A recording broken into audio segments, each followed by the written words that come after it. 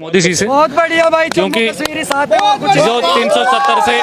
370 जब तक थी उससे पहले वहाँ पे सबसे पहले वहाँ पे जो पत्थरबाजी थी वो बंद हुई मोदी जी के आने के बाद।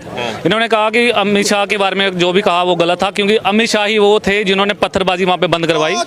मिलिटेंटों का इनकाउंटर रोज होता है, और आज अगर राहुल गांधी वहाँ पे लाल किले पे जाकर अगर तिरंगा फहराते हैं तो वो मोदी और अमित शाह की वजह से ही है। कांग्रेस तो खत्म हो गई जी। कांग्रेस, मुझे तो ये नहीं समझ आता कांग्रेस को क्यों सर पे चढ़ा रखा आप लोगों ने।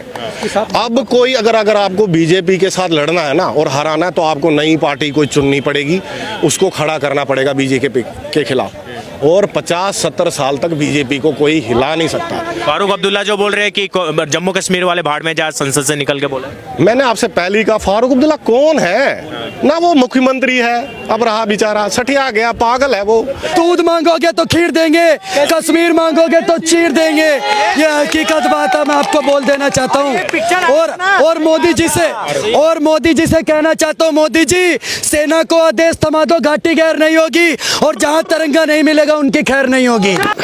जय हिंद दोस्तों, आप देख रहे हैं आपका हमारा यूट्यूब चैनल सिलेटी बमोशाई। दोस्तों, धारा 370 पर सुप्रीम कोर्ट का जो फैसला सुनाया गया है दोस्तों, इस फैसले से क्या कश्मीरी खुश है? क्या कश्मीर पे वाकई डेवलपमेंट दिखाई दे रहा है दोस्तों? और क्या कश्मीरी हिंदुस्तान के साथ है? तो ये सभी बात बताया है ये कश्मीरी भाई ने, और गठबंधन का जो बुरा हाल हुआ है और होने वाला है वो भी संकेत दिया है ये कश्मीरी भाई ने। तो आपको पूरा वीडियो देखनी चाहिए, बहुत ही मज़ा आने वाला है दोस्तों। और चलिए वीडियो शुरू करते हैं। अगर ये वीडियो आपको अच्छा लगे तो वीडियो को एक लाइक जरूर कीजिएगा। अगर आप चैनल पर नए हैं तो चैनल को सब्सक्राइब जरूर कीजिएगा दोस्तों। चलिए शुरू करते हैं। क्या नाम है भाई साहब? मेरा नाम सनी शर्मा है। कहाँ से हैं? मैं जम्मू से हूँ। जम्मू से हैं? कौन से डिस्ट्रिक्ट से? हम जम्मू मेन जम्मू से आते हैं। सही है। आप जम्मू से आते हैं। 5 अगस्त 2019 के फैसले पे सुप्रीम कोर्ट की मोहर लग जाती है। 370 का जो भूत था दफन कर दिया जाता है। कैसा, कितनी खुशी आपको? हम तो बहुत खुश हैं मोदी जी से, बहुत बढ़िया भाई, क्योंकि जो 370 जब तक थी उससे पहले वहाँ पे सबसे पहले वहाँ पे जो पत्थरबाजी थी वो बंद हुई मोदी जी के आने के बाद। इन्होंने कहा कि अमित शाह के बारे में जो भी कहा वो गलत था, क्योंकि अमित शाह ही वो थे जिन्होंने पत्थरबाजी वहाँ पे बंद करवाई। मिलिटेंटों का इनकाउंटर रोज होता है, और आज अगर राहुल गांधी वहाँ पे लाल किले पे जाकर अगर तिरंगा फहराते हैं तो वो मोदी और अमित शाह की वजह से ही है। भारत जोड़ो यात्रा जो कश्मीर में किया था भाई बहनों ने, राहुल गांधी और प्रियंका गांधी ने, वो तो मोदी जी का तो असर है, तभी तो पैदल गए थे वहाँ, नहीं तो उड़ा देते थे वहाँ पे। कौन चलाने देता था वहाँ यात्रा? जम्मू कश्मीर पे जो ये बयानबाजी आ रही है, आज फारूक अब्दुल्ला जो पूर्व मुख्यमंत्री रहे हैं जम्मू कश्मीर के, संसद से निकल के बोल देते जम्मू कश्मीर भाड़ में जाए, उनको मतलब नहीं है। अरे फारूक अब्दुल्ला को तो अब इस्तीफा देना चाहिए, बूढ़े हो गए हैं। उन्हें तो बैठा जम्मू कश्मीर को बोल दिया जम्मू कश्मीर वाले भाड़ में जाए। अरे वो कहाँ के, वो पाकिस्तान के हैं क्या? बयान तो उनके पाकिस्तान के साथ मैच होते हैं। अभी क्या बता, उन्होंने अपना राशन कार्ड भी पाकिस्तान का बनाया, वो हमें देखना पड़ेगा। जो जम्मू कश्मीर का नागरिक है वो हिंदुस्तान के साथ है, और जो मोदी जी ने किया बहुत अच्छा किया है। महबूबा मुफ्ती बोल रही है कि ये काला दिन है जम्मू कश्मीर वालों के लिए, और सजाए मौत दे दी है जम्मू कश्मीर को सुप्रीम कोर्ट ने फैसला करके। काला दिन हम लोगों के लिए नहीं है, हम लोग खुश हैं। जो परिवारवाद की पार्टी थी वो महबूबा मुफ्ती और वो एनसी, उनके लिए काला दिन है, क्योंकि उनका परिवारवाद खत्म हो चुका है। सही बात बोले भाई साहब। ठीक है, अब बीजेपी वहाँ अच्छा काम कर रही है, बहुत अच्छा काम हो रहा है। और मेरे को लगता है जनवरी में आप लोग भी जहाँ पे जो टूरिस्ट जाएंगे वो भी बाया ट्रेन वहाँ श्रीनगर जाके आप टूरिस्ट जाएंगे। रेलवे लिंक जुड़ रही है जी बिल्कुल। एशिया का सबसे बड़ा जो वहाँ पे बना हुआ वो एशिया का, वो कश्मीर में ही बना हुआ है। हाँ, तो हम तो बहुत कुछ हैं उसमें, बहुत बड़ी बड़ी टनल बन रही है। और आप कश्मीर से आते हैं, आप जम्मू कश्मीर से आते हैं। जो महागठबंधन है इंडिया अलायंस, उनके नेता संसद में खड़े होकर बोलते हैं, जम्मू के नेता खड़े होकर बोलते हैं, जो इंडिया अलायंस के नेता खड़े होकर बोलते हैं कि अगर हम पावर में आए, इंडिया अलायंस वाले पावर में आए तो हम रिस्टोर करेंगे 370 को वापस लेके आएंगे। क्या बोलेंगे? वो तो पावर में आ नहीं सकते। हाँ, अगर जैसे उनका एक कल परसों एक एमएलए पकड़ा जाता है, एमपी शायद 300 करोड़ रुपए उनके एक आदमी से मिलते हैं। अगर वो नोट जोड़कर अगर गठबंधन में आ जाए तो है, मगर लोगों के वोट से तो वो गठबंधन नहीं आ सकते। सकते। बिल्कुल। अच्छा, तो राहुल गांधी तो बोल रहे हैं कि इस बार जो है मोदी सरकार ध्यान भटकाने का काम कर रही है, असली मुद्दा तो ये है कि ये गरीबों का हक छीन रही है मोदी सरकार और अडानी और अंबानी को अमीर बना रही है बस। अरे 1 रुपए में अगर मोदी किसी को राशन दे रहा है तो वो कैसे छीन रहा है गरीब का हक? मुझे तो नहीं लगता, मुझे तो नहीं लगता। अगर 5 लाख का बीमा दे रहा है तो वो तो फ्री, वो कैसे हो गया? गरीबों का ध्यान तो नहीं भटकाया जा रहा, वो तो उनके लिए तो अच्छा ही हो रहा है ना। सही हो रहा है, तो आरोप लगा रहे हैं गरीबों का हक छीन लिया 9 साल में मोदी जी ने। बिल्कुल नहीं छीना, कहाँ हमें तो नहीं लगता। आपके पास क्या नाम है भैया? मेरा नाम सिद्धार्थ है। कहाँ से आते हैं? मैं भी जम्मू से ही हूँ बेसिकली, तो मैं दिल्ली में रह रहा हूँ काफी साल हो गए। फैसले के बाद कितने खुश है सुप्रीम कोर्ट के फैसले? देखिए बहुत इसके लिए बाद हम बहुत खुश हैं, बहुत प्रसन्न है कि ये सब हुआ है। आखिरी बात ताबूत में गया है 370। देखिए मैं बताता हूँ, जैसे आपने प्रश्न पूछा कि 370 बहुत बढ़िया आपने प्रश्न, उससे भी खतरनाक था 35 से। ये भाई मेरे जम्मू से, हम दोनों जम्मू से, हम लोकल हैं जम्मू के। मैं आपको ये चीज़ बताना चाहता हूँ, देखिए उसमें ये था कि एक जम्मू कश्मीर की लड़की अगर पाकिस्तानी लड़के से शादी करती है, आप ध्यान से सुनिएगा मैं क्या कह रहा हूँ, तो उस पाकिस्तान के लड़के को भारत की नागरिकता मिल जाएगी। आप ध्यान से सुनिएगा। 35 से।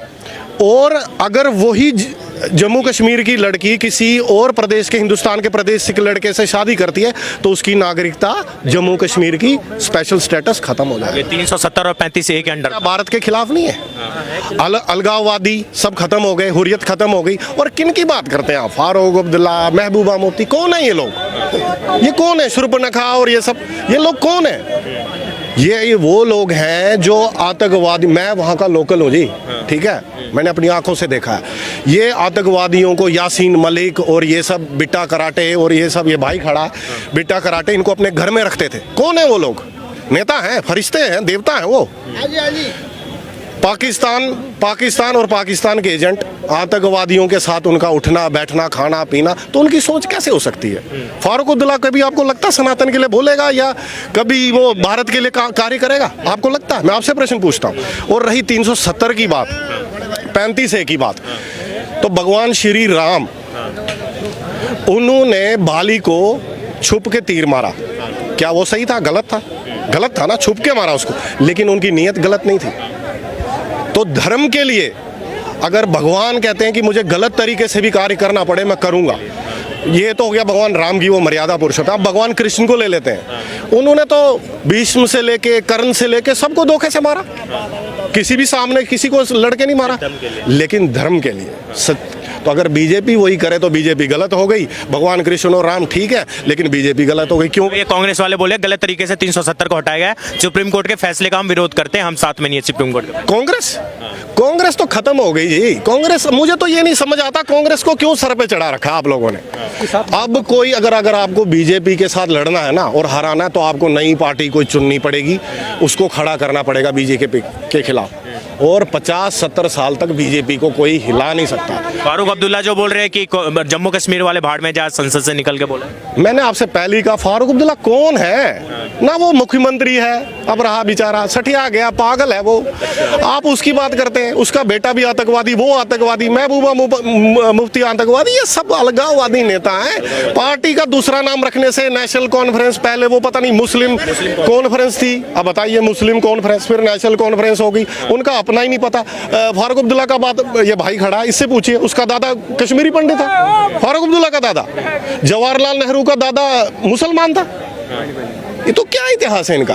ये कश्मीर से आते हैं, आप जम्मू कश्मीर से आते हैं, क्या अमूलचूल, क्या बेसिक फंडामेंटल चेंजेस क्या हैं 2019 के बाद? इन 4 सालों में क्या चेंजेस आए? क्योंकि बाहर के जो माहौल बनाया जाता है और वहाँ जो कुछ नेता लोग बोलते हैं, आज दिग्विजय सिंह ने संसद में खड़े होकर बोला कि 370 हटाने के बाद जो दावा करते थे अमित शाह जी कि आतंकवाद खत्म होगा, कहाँ बोल रहे, कहाँ आतंकवाद खत्म हुआ जम्मू कश्मीर से? देखिए, मुझे तो सबसे पहले ये लगता है कि ये भाजपा का जो ये निर्णय ये गलत है। इलेक्शन जो है, चुनाव जो है जम्मू कश्मीर में कराना ही नहीं चाहिए, उसको यूनियन टेरिटरी ही बना के रखना चाहिए। और ये आदरणीय अपने जो हमारे गृह मंत्री हैं उन्हीं के अंडर, अमित शाह जी के अंडर ये रहना चाहिए स्टेट, क्योंकि वो जम्मू कश्मीर एक प्रॉब्लमेटिक स्टेट है, वो अभी ठीक नहीं हुआ। अगर आप कश्मीर के इंटीरियर्स में जाते हैं, खासकर 3 प्रोविंस, शोपियन, पुलवामा और अनंतनाग, आप वहाँ से जिंदा वापस नहीं आ सकते। 80-90% की गारंटी है कि आप मारे ही जाएंगे। मैं लोकल हूँ, मैं कश्मीरी भी बोलता हूँ, डोगरी भी बोलता हूँ, पहाड़ी भी, गुजरी, मुझे सब लैंग्वेजेस आती हैं जम्मू कश्मीरी। मैं जब वहाँ जाता हूँ, मैंने दाढ़ी बढ़ा के और मैं कश्मीरी बोल रहा था उनके साथ, लेकिन उन्होंने मेरे को पहचान लिया और आपस में वो बोलने लग गए कि भैया जम्मू का बंदा आया हुआ है, इसको पकड़ लो। मैं वहाँ से गलियों से निकल के भागा हूँ। वहाँ एक माता रानी का मंदिर है, माता खीर भवानी का, कश्मीर में। वहाँ पे वो सीआरपीएफ के अंडर है, उसके आसपास का गांव है सारा एरिया। मैं वहाँ से एक दोस्त को लेके निकल गया था, वो सरदार था, वो बारामूला का था कश्मीरी, वो तो वहाँ चला गया, लेकिन मैं गलियों में घुस गया। मैंने कहा थोड़ा माहौल देखता हूँ यार, सुनता हूँ, लैंग्वेज में इनकी समझता हूँ, बोल भी सकता हूँ। तो मैं वहाँ बैठा, उन्होंने 24 घंटे भारत के खिलाफ, सनातन के खिलाफ बोलना। कल सुप्रीम कोर्ट का जजमेंट आया है 370 के ऊपर, 5 अगस्त 2019 के फैसले के ऊपर कल मुहर लग गया है। जो 370 का भूत था आखिरी बार ताबूत में जा चुका है, अब वो बाहर नहीं आने वाला। इसके बाद जो राजनीति करी जा रही है, महबूबा मुफ्ती बोल रही है कि ये कश्मीर के लिए काला दिन है, ये कश्मीर को सजाए मौत दे दी गई है। और आपके आज फारूक अब्दुल्ला ने बोल दिया कि कश्मीर जाए भाड़ में, कश्मीरी जाए भाड़ में। क्या बोलेंगे? देखिए, नेताओं के बयान मैं क्या बोलूं यार, आम आदमी से क्या लेना देना। 370 के बयान पे जो फैसले पे जो आज वो आया है सुप्रीम कोर्ट का, खुश है उस फैसले से? इस देश में अगर सुप्रीम कोर्ट ने कोई आदेश दिया है तो हर देश को नागरिक को मान्य है, इसमें सही बट कहाँ? ठीक है, हर नागरिक को मानना चाहिए। कांग्रेस पार्टी आया फैसला, पूरे देश ने माना, कोई बट हुआ क्या? कोई आंदोलन हुआ? कोई कांग्रेस पार्टी के जो नेता लोग हैं, उनका प्रेस कॉन्फ्रेंस हुआ, वो बोल रहे हैं कि हम 370 फैसले के साथ सहमत नहीं है, सुप्रीम कोर्ट के फैसले के साथ सहमत नहीं है। नहीं, मैंने तो अभी तक ऐसा बयान नहीं देखा यार। ये आया है, सर आया है, उन्होंने बोला है ये। अब आप कहने से नहीं मालूम, मैंने कहा मैंने नहीं देखा। दिखा सकता हूँ, मैंने कहा मैंने नहीं देखा, मैंने कहा मैंने नहीं देखा। और अगर ऐसा बोला है, देखिए जब सुप्रीम कोर्ट फैसला आ गया तो इब्बट खत्म हो जाता है, वो कानून हो गया, बात खत्म। फारूक अब्दुल्ला ने जो आज संसद से निकल के बोल दिया कि कश्मीरी जाए भाड़ में, हमको मतलब नहीं है। अब इस तरह देखें तो हर पार्टी में कुछ लोग मुस्लिम लोग पाकिस्तान भेजते हैं, तो कहाँ बयान तुलना कर लेंगे? दोनों साइड लोग हैं। देखिए, पब्लिक जो है, जो चीज सही, पब्लिक सब जानती है, सब समझदार है, सब एजुकेटेड लोग आजकल की डेट में है, अपनी सब समझदार है, अपनी सोच सब रखते हैं। जिसको सही लगता है उस चीज को फॉलो करती है, जिसको खराब लगता है उस नेता को वोट ही नहीं देती है।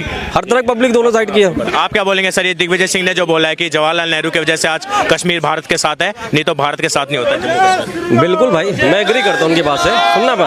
सुनना था एग्री, क्योंकि प्रधान क्या बोल रहे हैं? मैं उनकी बात से एग्री करता हूँ। सुनना, हाँ एग्री करता हूँ, क्योंकि उस समय प्रधानमंत्री जवाहरलाल नेहरू थे, गृह मंत्री सरदार पटेल थे, अपने दोनों ने मिलकर देश को एक किया है, तो उनकी योगदान। जवाहरलाल नेहरू नहीं होते तो आज जम्मू कश्मीर भारत का अंग नहीं। अब ये कह देना मोदी जी नहीं होते 1370 नहीं हटती, मानोगे ना बात को? अगर मोदी जी नहीं होते, प्रधानमंत्री को एक जगह क्रेडिट दे रहे हो, एक जगह नहीं दे रहे हो क्रेडिट, तो चॉइस नहीं होती। अगर आज मोदी जी, अमित शाह जी नहीं होते, शायद धारा 370 नहीं खत्म होती। ये आप भी कहते हो, मैं भी मानता हूँ कि भाई बहुत ताकतवर फैसला लिया उन्होंने। वैसे वहां पे भी क्रेडिट देना पड़ेगा। अमित शाह कह रहे हैं, होम मिनिस्टर कह रहे हैं, खड़े होकर बोल रहे हैं कि ये जवाहरलाल नेहरू हैं जिसके कारण आज ये इनको बिल लाना पड़ रहा है और ये 370 हटानी पड़ रही है। ये जवाहरलाल नेहरू की वजह से ही हुआ है। ये इतिहास की बात है।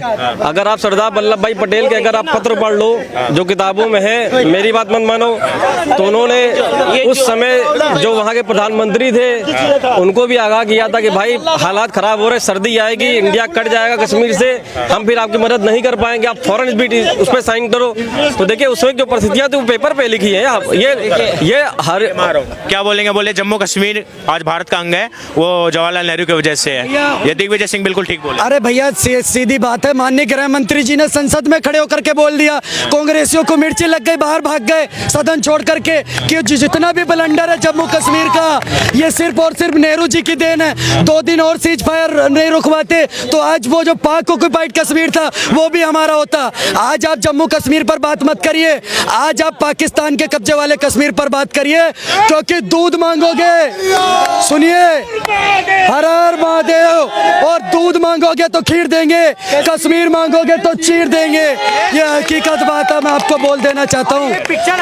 और मोदी जी से कहना चाहता हूँ, मोदी जी सेना को आदेश थमा दो, घाटी गैर नहीं होगी, और जहाँ तिरंगा नहीं मिलेगा उनकी खैर नहीं होगी। अधीर रंजन चौधरी विपक्ष के नेता हैं संसद में, वो बोल रहे हैं कि अगर मोदी जी इतने ही बलवान है, अमित शाह इतने ही बलवान है, तो जाके पीओके को क्यों नहीं कब्जा लेते? एक सेब तो लाया नहीं जाता उनको पीओके। क्या बात कर रहे हो पत्रकार महोदय? माननीय गृह मंत्री जी ने संसद से बोल दिया है कि 2024 में 24 सीटें पीओके के लिए रिजर्व कर दी हैं आज पाकिस्तान में। और सुनो, सुनो, आज पाकिस्तान के अंदर 3 दिन से रात को लाइट नहीं बंद कर रहे। क्यों?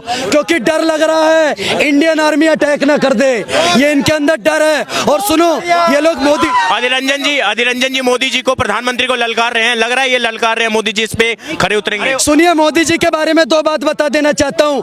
रावलपिंडी के दिल में जब खोट दिखाई देता है, उनको सपने में भी बालाकोट दिखाई देता है। और हमने डर को कूटनीति से दूर हटा कर रखा है, दिल्ली के सिंहासन पर एक शेर बिठा कर रखा है। प्रधानमंत्री शेर है। ठीक है, हाँ बताइए भैया, आपने जो गृह मंत्री, कहाँ के आप, कहाँ के फरीदाबाद रहने वाले, कहाँ के? बिहार का हूँ। बिहार के हैं, क्या बोलेंगे? मैं आपसे तो मोदी जी को अधीर रंजन चौधरी ने ललकार दिया है कि अगर इतने ही बलवान हैं, मोदी जी को जो अधीर रंजन चौधरी ने ललकार दिया कि इतने ही बलवान है, तो पीओ को क्यों नहीं कब्जा लेते, पीओ को क्यों नहीं ले आते हैं? पहले तो मैं आपके पिछले बात का जवाब देना चाहूंगा, जो आपने गृह मंत्री के ऊपर बोला कि ये वही गृह मंत्री थे जो बोले थे कि पीओके के लिए हम अपनी जान दे देंगे, अक्साई चीन के लिए हम अपनी जान दे देंगे। तो ये मोदी जी को जो ललकार रहे हैं ये अधीर रंजन चौधरी, लग रहा है ये मोदी जी को ललकार के गलती कर रहे हैं। आपने इनका ये स्टेटमेंट नहीं सुना कि छत्तीसगढ़ हो गया, चाहे मध्य प्रदेश हो गया, चाहे राजस्थान हो गया, कि ये मोदी की जीत है। आपको इनका ये भी स्टेटमेंट सुनना चाहिए था। सुनिए भैया, ये क्या कर रहा है? एक मिनट, अधीर रंजन चौधरी क्या बोल रहा है कि पीओ को तुम्हारे अंदर दम है, तो मोदी जी और अमित शाह आगे चल रहे हैं और देश का सेना भी चल रहे हैं, तुम पीछे चल के दिखाओ, तब मानेगा ना कि तुम देश के साथ हो।